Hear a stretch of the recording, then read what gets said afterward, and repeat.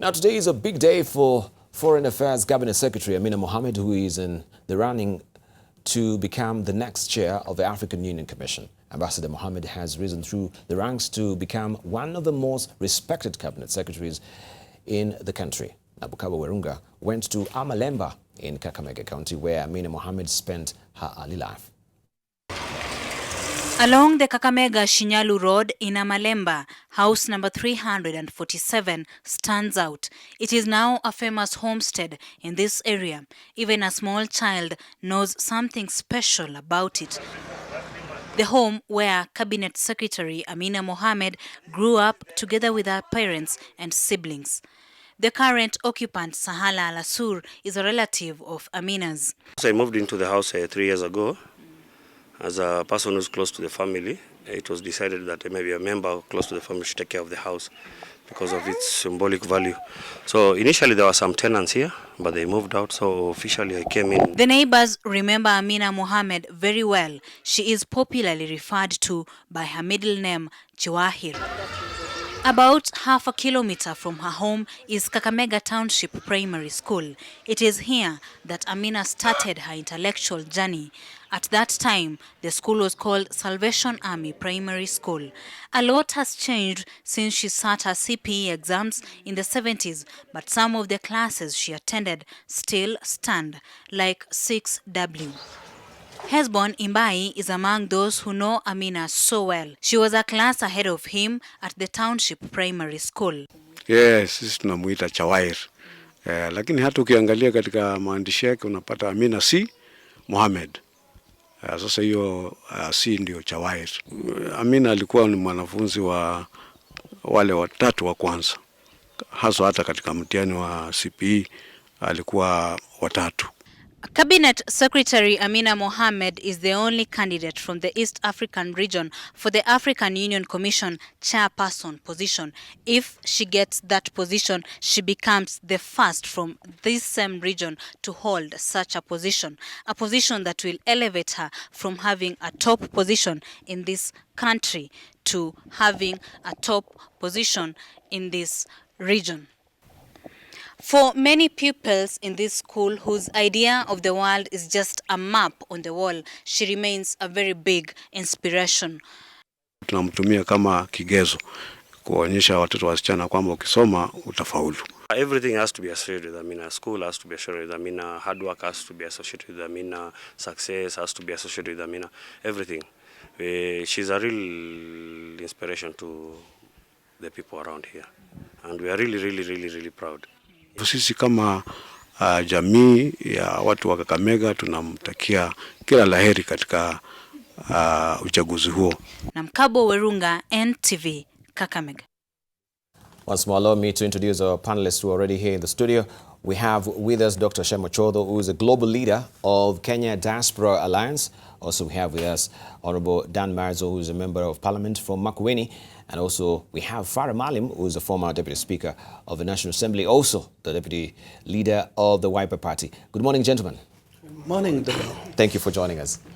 All right, let's begin with this latest story. Of course, it's a big day for Ambassador Amina Mohamed.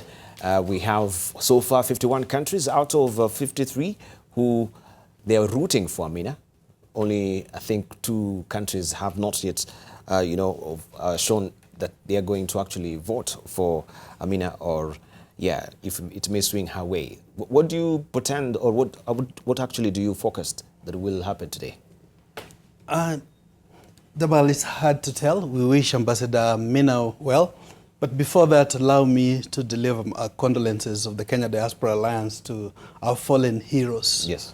And we empathize and eulogize those who passed on, but also the families that are bereaved.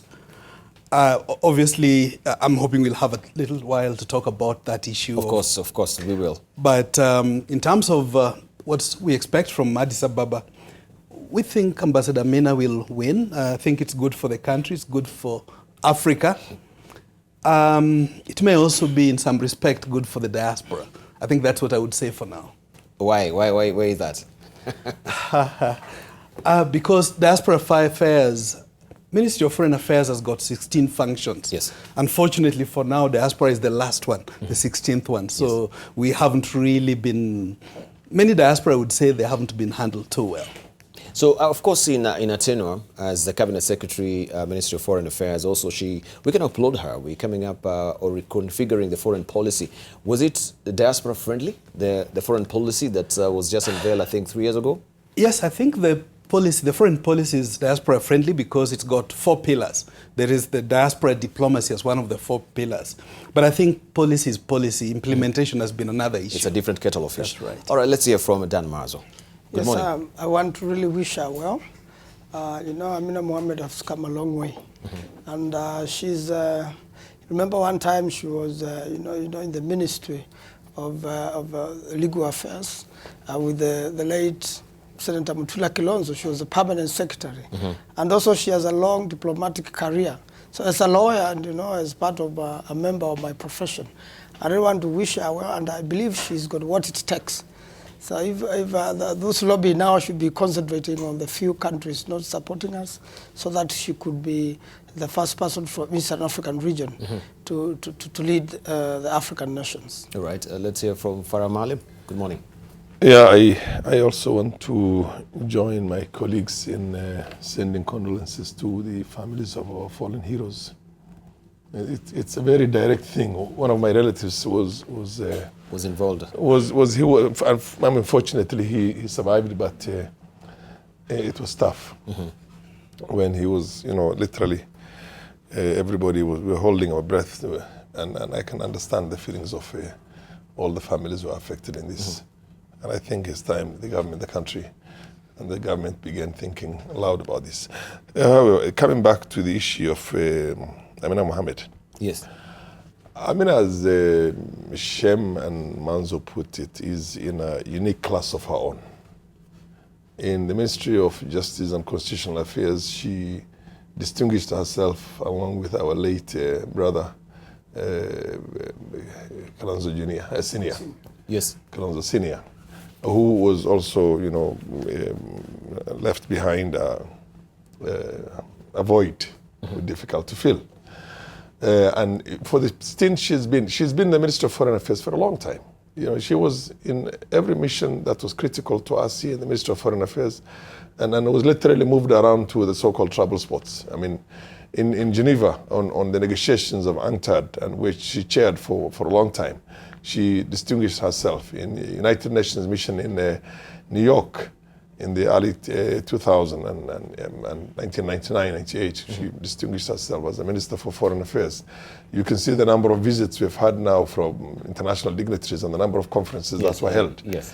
You've seen also what she's done for her appointing authority in terms of the ICC.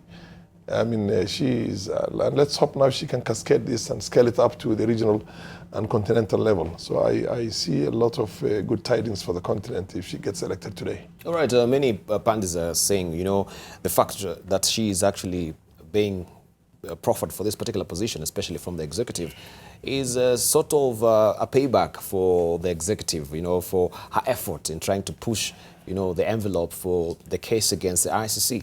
Would you also hold with that for yourself? Not quite. I mean, to begin with the ICC, I mean, ICC themselves bungled their case. I mean, and you can imagine, I mean, when you don't protect the witnesses, when you don't do all the things that needed to be done initially, up front, and things went. I mean, she's a lawyer, she's an advocate, and basically she has her briefs, both at the executive level as the Minister for Foreign Affairs, as well as being a lawyer herself, an advocate from her employing authority.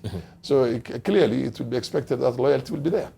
And I think they argued out their case so well, and she did it so meticulously, right, you know, exceptionally good. All right. But now the payback is not for Amina. In my opinion, the payback is for the region and the continent. For her to go and serve in that place, look, at the level she is right now, she can very safely retire and enjoy her retirement very well. Yes. But she's going to do, she's one person, I've known Amina for 30 plus years, you know, at least 28 years. And Amina is one person who will always want to do something, move on.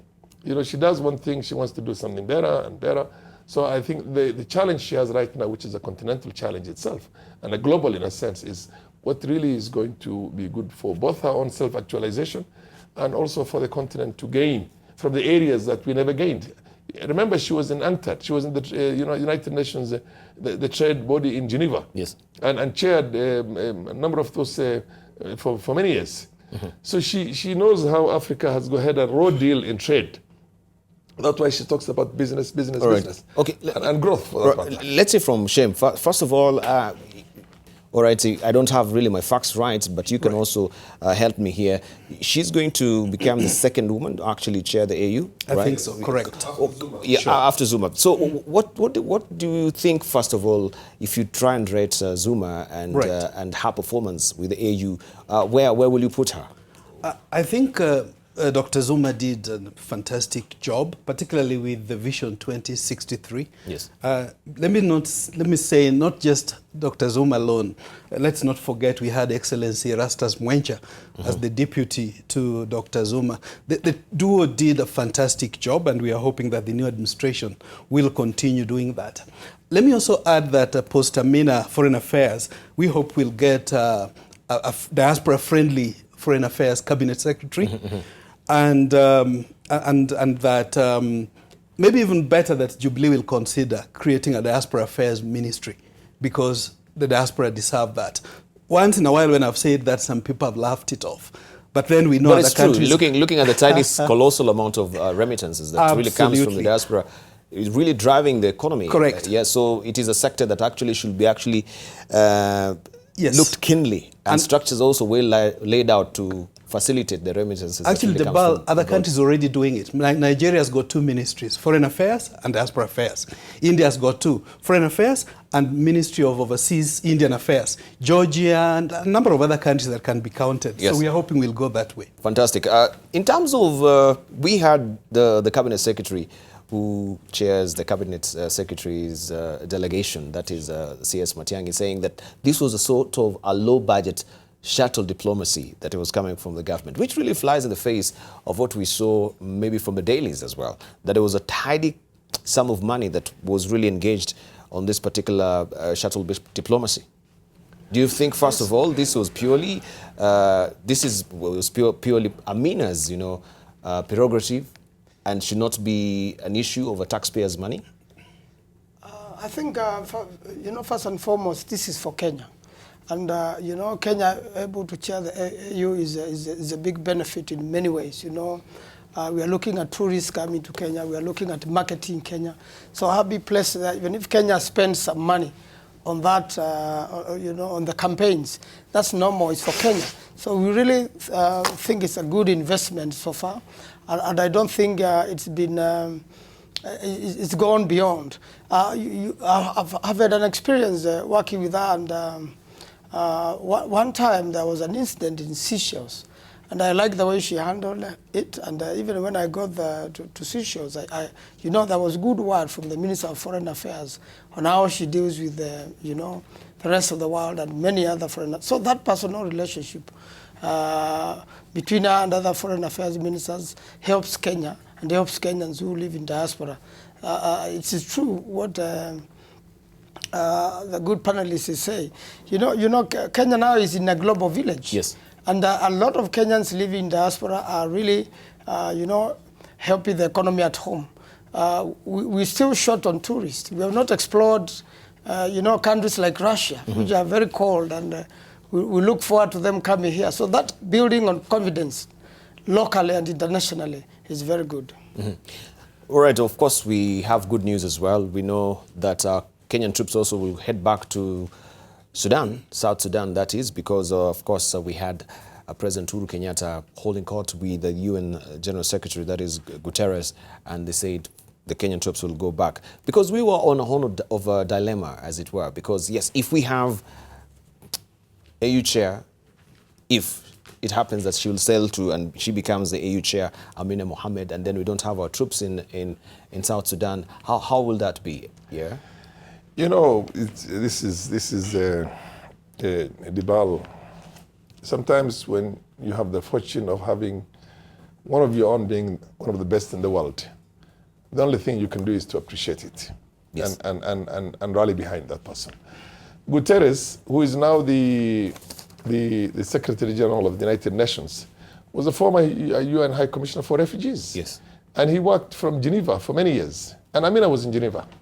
You know that. Amina has spent a good number of years in Geneva herself.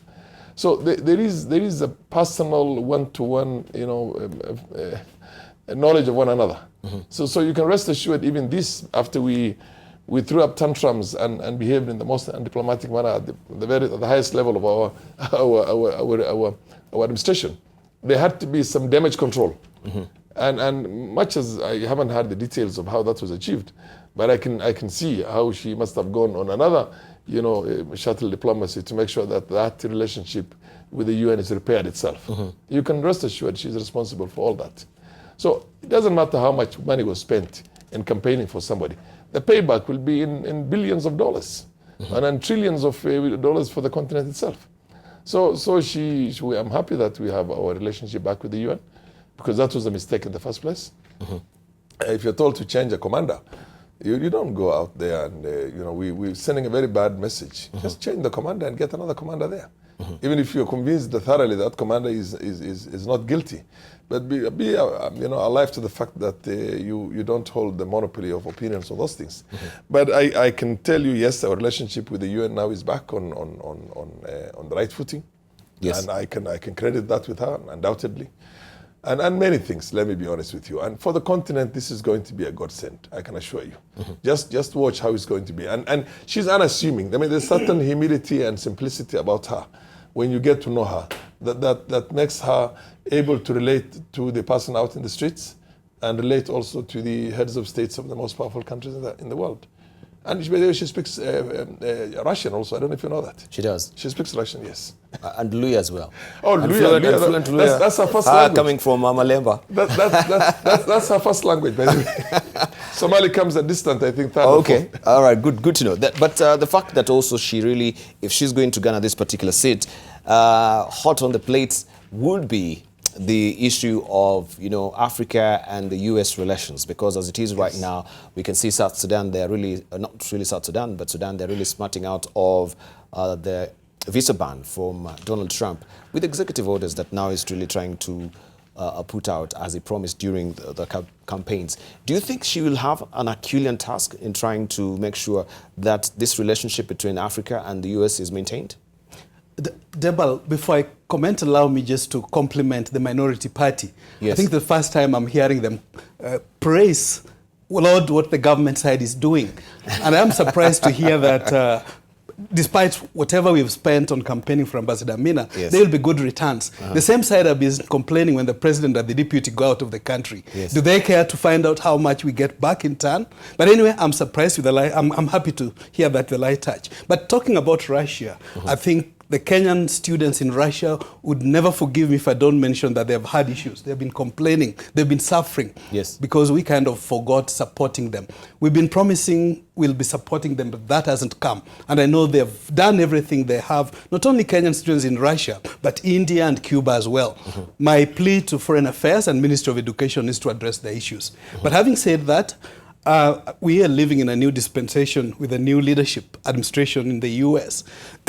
I was pleasantly happy that Kenya is not among the 7 initial countries that have trouble. But let's not make any mistakes. We could soon be added to that list. My advice to Kenyans who have green card and are currently at home or away out of the US, please get in touch with the migration lawyers before you get back to the US. Those who are inside, please watch a little, be sure that it's safe to come out and be able to go back when you do so. I would want to make those cautions. But having said that, I think it's also still too early to judge the Trump administration. But the signs don't look too good. All right, too early to judge. So what do you think, Dan Maanzo? Well, you know, Russia is a big economy. It's a world economy. Is you know, Turkey has been benefiting from Russian tourism, and there has also, you know, very wealthy economy with a lot of people like who go for holidays. Yes. So I think Foreign Affairs should really target and invest in Russia. you know, in terms of our students who are there, in terms of the structures of be able to comp, you know, our Foreign Affairs office in Russia, to be able to move around Russia and get tourists coming to Kenya. Russia is also, you know, very good in sporting, and you know, competes with Kenya very much in the Olympics. And therefore, if we have a closer relationship, and I think that's while Amina now, once God blesses her to get this African chair, one of the things she should make sure while she's leaving behind that is that we have Russia working with Kenya in terms of tourism and in terms of investments, so that we build our economy in terms of tourism. You know, as I've just said, they used to benefit very much from Turkey. You know, Turkey tourism was really built by Russia, and I believe this is we have not been marketing ourselves properly to Russia. Now that she knows Russian language and she understands that, I think we should invest more in tourism between us and Russia. All right, thank you. Maybe we need to wind up on this, Farah Maalim, and of Yes, course we shall discuss about this, the outcome of it next week. Yes. Yeah. No, but finally, your parting shots. Yeah. For Trump, I think Trump is more of a risk to his own country and to himself than anybody else or anything else. I mean, he's going against the very creed of the American state itself, and that is. I will not be surprised, by the way, if at the earliest possible, in less than 1 year or maybe 1.5 years, that there's an impeachment process on him, in which the Republicans themselves will be in favor of getting rid of him and replacing him with Pence. And Pence is such a loved guy, you know what I mean? Pence just happens to be with the wrong person.